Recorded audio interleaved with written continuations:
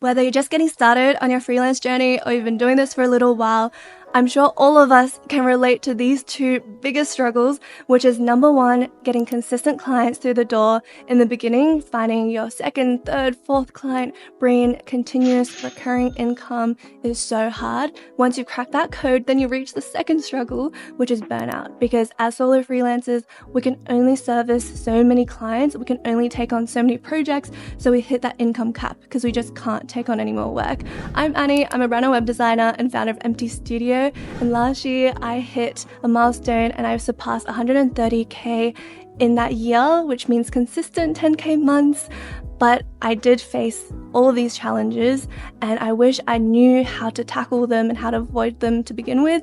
So you are going to have the benefit of hindsight now. Okay, let's talk about the first struggle, inconsistent clients and inconsistent cash flow. A lot of us, we started freelancing probably by chance.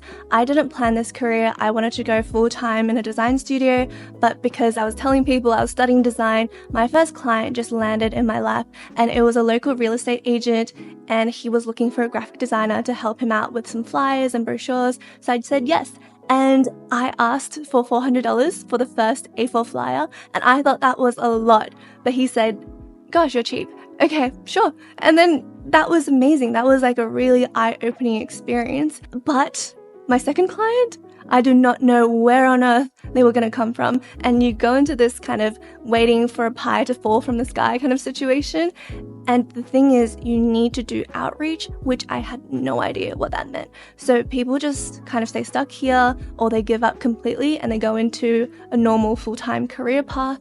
But please don't, because if I stayed in a conventional career path, I wouldn't have made half of what I did last year. To distill it down into key steps, how do you actually get consistent clients to begin with? Number one, you have to target the right people. And I talk about this in this video up here, so go check it out because people always target small businesses, but small businesses, they don't have the money to be able to sustain a long-term relationship. So all of my clients now are small to medium enterprises. So these are businesses that have at least 10 employees and they're the sweet spot where they can actually afford professional services like copywriting, photography, videography, design, web development, all of those things.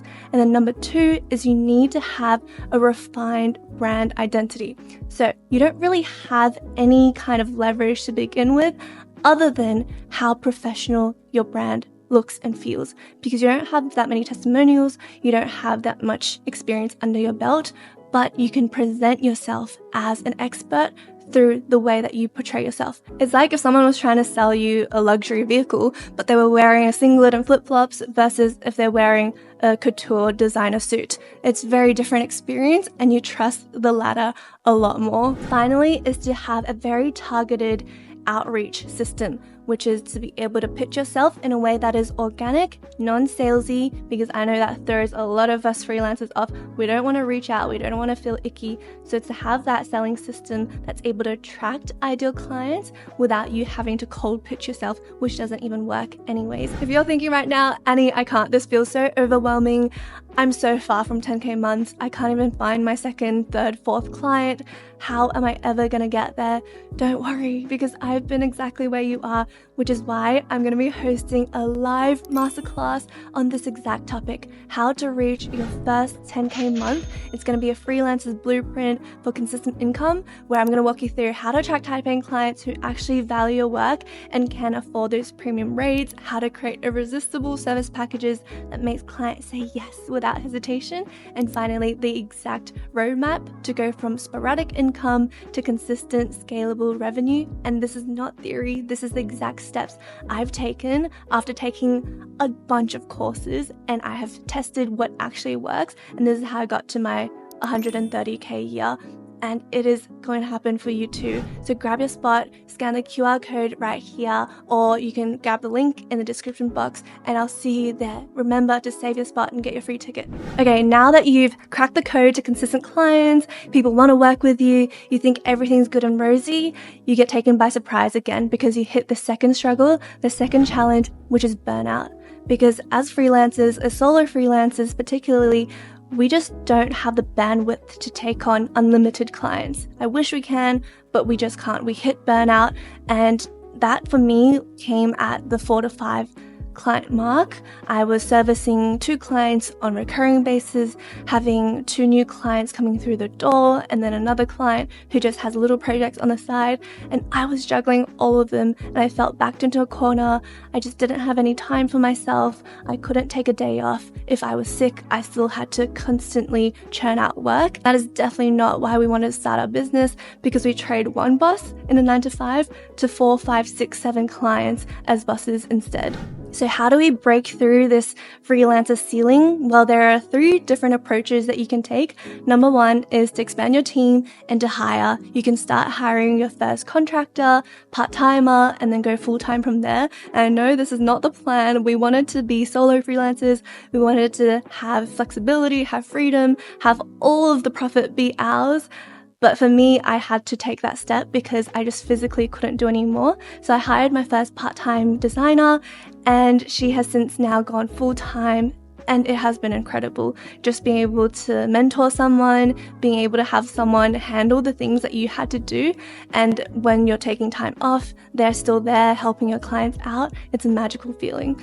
Or you can go number 2, which is just to raise your price and to limit the amount of clients you work with and have a wait list. Now, this is really cool because a lot of luxury brands actually do this. You can't just go buy Hermes bag on the spot. There is actually a wait list for it. So it makes you feel more exclusive and it makes you feel like more of a premium option. But I was really scared to do this because I'm worried that it'll be out of the price range of my clients and then I would lose clients.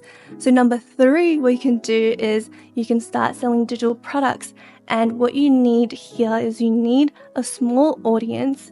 And I'm building mine on YouTube, which is all you guys. And that has been really helpful. And I wish I did this sooner, because if you have a small, tight-knit community, group, audience, people who genuinely find value in the things that you're putting out there, they will want to purchase stuff from you because they need it. You're putting out resources that's genuinely going to help them get to the next step faster. And this can really help alleviate the stress and how closely your time is tied to your income and just allow you to sit back a little bit more. One of my biggest regrets looking back is not being proactive enough in anticipating all of these challenges, because if I was to give advice to a new freelancer that's just starting out, that's having inconsistent clients, inconsistent revenue, I would tell you to go ahead and start to post 1 video on YouTube every single week and to showcase what it is you're capable of and to showcase your expertise, because when you're not busy in those early stages, it can be really tough. But it is the perfect time to nurture and grow a small audience and to be able to develop digital products on the side that supplements your core client services so both can grow together, because I find that is the true key to ongoing sustainable business, is to have maybe 30%, 40% of your income come from one-on-one client work, because at the end of the day, we usually love what we do. If you're a creative service provider, if you're a designer, photographer, videographer, this is your hobby. This is what you love to do. But when your whole living is tied to this work, you just can't take time off. So I would have 50%, 60%, 70% of my income ideally come from more passive income sources. And if you want to learn more, I do talk about all of this in my upcoming live masterclass, where I'm going to teach you step by step how to do all of this and how to build consistent recurring revenue in passive and active ways so that you have a truly holistic and long-lasting business. If you found this helpful, I know you're going to love this video on the left where I dive into my whole outreach strategy so that you can get started. And we also have a podcast called the Brand Creator Podcast. Thank you so much for tuning in, and I'll see you in the next one. Bye.